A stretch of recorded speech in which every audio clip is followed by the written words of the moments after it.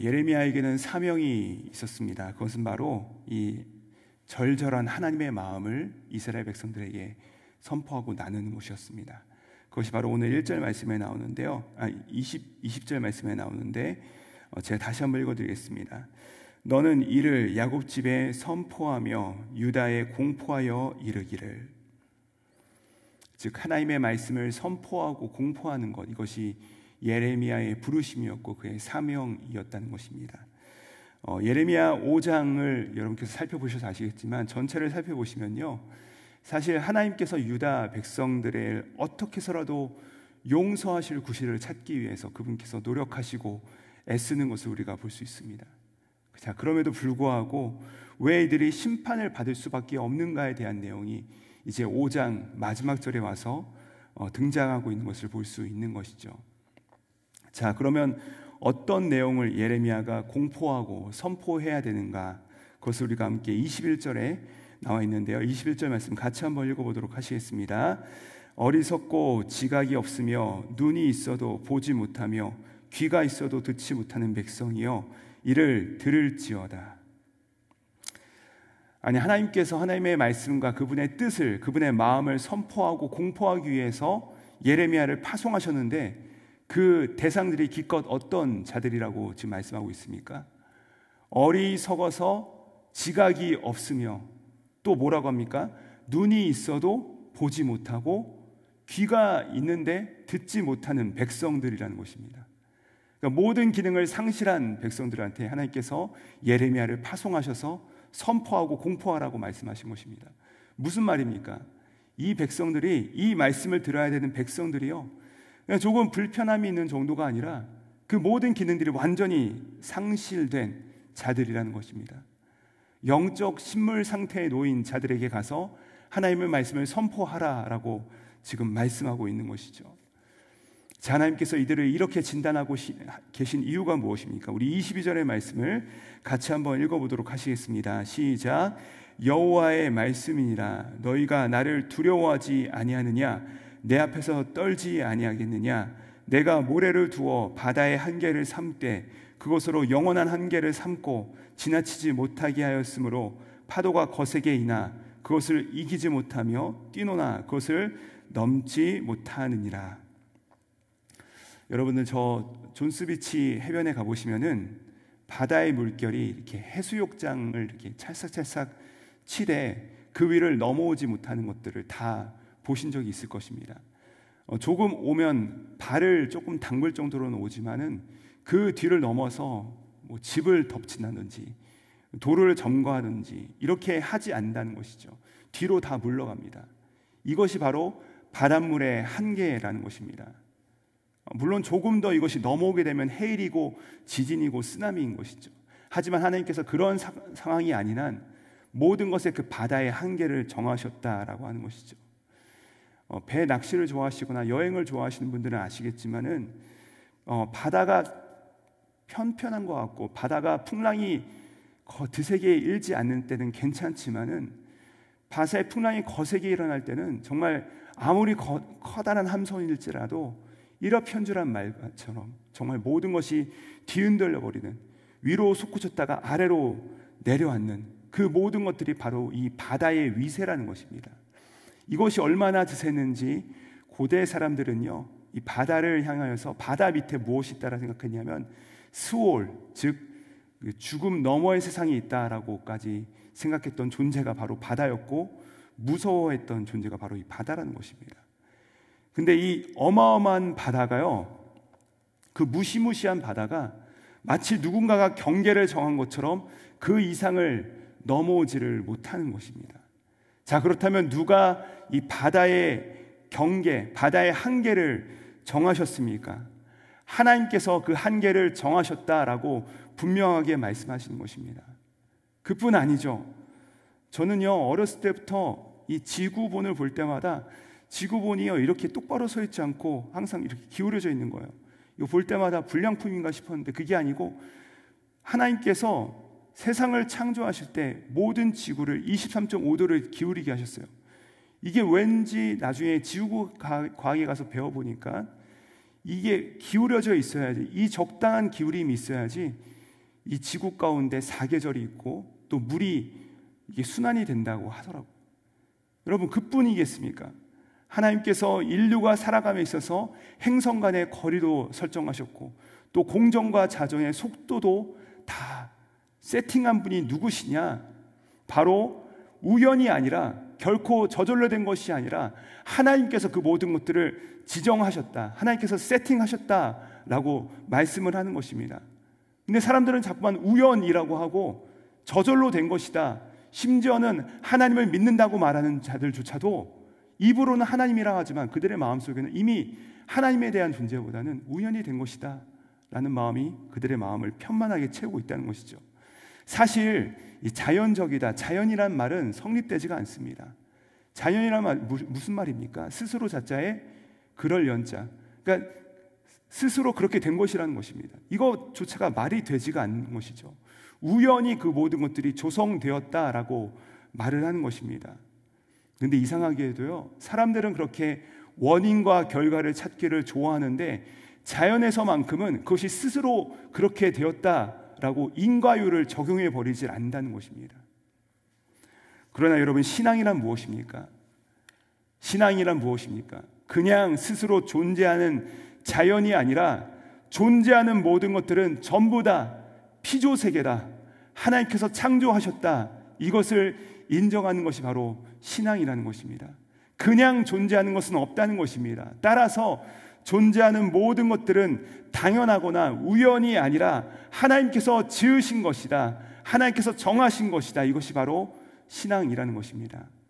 마찬가지로 만약에 하나님께서 그 모든 것들을 창조하셨다면 내 주변에, 내 삶에 주어지는 이 모든 것들이 우연이 아니라 이 모든 것들을 다스리시고 섭리하시고 허용하시고 결국에 승리케 하실 분이 계시다는 것을 믿는다는 것도 역시 신앙인 줄 믿습니다. 우리 삶의 곳곳에 그 하나님의 지문이 묻어 있고 하나님의 손길이 개입되어 있다는 사실입니다. 우연히 우리 삶 가운데 나타나는 일은 없다는 것이죠. 자, 그렇다면 23절에서 뭐라고 하십니까? 이렇게 놀라우신 하나님이신데 23절에서 이렇게 말씀하십니다. 우리 23절 말씀 같이 한번 읽어보도록 하겠습니다. 시작. 그러나 너희 백성은 배반하며 반역하는 마음이 있어서 이미 배반하고 갔으며. 자, 여러분, 여기서 배반했다는 것이 무엇이죠? 배반했다고 하시는데 하나님의 백성들은요, 이 하나님의 백성다움이 드러나야 되는 것이죠. 하나님의 백성다운 모습이 있어야 된다는 것입니다. 자, 그럼 여러분, 하나님의 백성다움, 하나님의 백성의 모습이 무엇이겠습니까? 어제 우리 사랑하는 담임 목사님을 통해서 우리가 들은 말씀, 그 선포된 말씀처럼 하나님의 백성들은요, 하나님을 향해서 어떻게 하는 것입니까? 전율하는 것입니다. 하나님을 향해서 기뻐하는 것입니다. 하나님께 예배하러 나올 때, 하나님께 나올 때마다 우리의 마음이 그 사마우트, 기쁨으로 우리가 전율하며 감사함으로 그분께 나아가는 것, 그렇게 반응하는 것이 하나님의 백성의 모습이라는 것입니다. 내가 하나님의 자녀로서 살아갈 수 있는 것, 그것을 감사하는 것이고, 오늘 하나님께서 내게 일용할 양식, 하나님이 일용할 양식을 주시옵고라고 할 때 우리 가운데 허락하셨다는 것에 감사할 수 있는 것, 하나님께서 오늘 나로 하여금 살아갈 수 있는 용기와 힘을 주셨다는 것에 감사하며 전율하며 살아가는 것, 이것이 하나님의 백성의 모습이라는 것이죠. 그런데 여러분, 여기서 오늘 반역했다, 배반하였다는 것은 무엇이죠? 이 모든 것들이 당연하다는 것입니다. 이 모든 것들이 그냥 주어졌다는 것입니다. 나는 똑똑하고 나는 공부를 많이 했기 때문에, 나는 이런 사람이기 때문에 나는 대접받아야 되고, 내 주장은 옳은 것이고 내 생각이 맞고 하나님께 감사해야 되고, 하나님께서 그 모든 것들을 나에게 허락하셨는데 이 모든 것들을 자꾸만 나의 노력과 나의 계산과 나의 방식과 혹은 우연으로 돌리는 것, 그것은 명백하게 나를 우상으로 삼는 행위요, 그것은 하나님께 반역하는 것이다 라고 말씀하고 있는 것이죠. 그래야 해서 24절에 보면 이렇게 말씀하십니다. 또 너희 마음으로 우리에게 이른 비와 늦은 비를 때를 따라 주시며 우리를 위하여 추수 기한을 정하시는 우리 하나님 여호와를 경외하자 말하지도 아니한다. 이른 비와 늦은 비가 내리면 그로 인해서 적절하게 곡식들이 열매를 맺고 우리가 그것을 추수하고 그것들을 누리는 것이, 이 모든 것들이요 당연한 것이 아니라는 것입니다. 우연히 그냥 저절로 된 것이 아니라는 것입니다. 비가 적절히 내려와야 되는 것이죠. 비는요 여러분 어디서부터 옵니까? 하늘로부터 내리는 것이죠. 마치 만나가 하늘로부터 내렸듯이 이른 비와 늦은 비가 적절하게 하늘로부터 하나님께서 공급해 주셔야만 되는 것입니다. 그런데 이때 우리가 깨어서 분별해야 될 것은 무엇입니까? 이 비를 내려주신 분이 하나님이시냐, 아니면 이 비를 내려주는 자가 이 가나안의 신화를 따라, 이방인들의 신화를 따라서 바알과 아세라가 내려주는 것이냐, 이것을 받아들이는 것이 바로 누구이냐의 차이라는 것이죠. 사랑하는 여러분들 기억하시기 바랍니다. 세상이 아니라 또 우연이 아니라 하나님께서 우리에게 은혜를 공급해 주십니다. 하나님께서 허락하시는 것입니다. 그래서 여러분 엘리야가요, 그가 작은 구름이 그들 위에 뭉게뭉게 떠올랐을 때 엘리야가 무엇이라고 합니까? 준비하라는 것입니다. 하나님께서 당도하신다, 하나님께서 임재하신다, 하나님께서 행하실 것을 믿으라라고 그가 선포했다는 것입니다. 그래서 거짓 바알 선지자들을 다 해결해 버리실 것이다, 이렇게 선포한 것 아니겠습니까? 그러나 여러분, 믿지 아니하는 자들, 말만 하는 자들, 이러한 소망을 품지도 못하고 보지도 못하고 기도도 하지 않는 자들은 어떻게 한다는 것입니까? 그냥 넋만 놓고 말만 한다는 것입니다.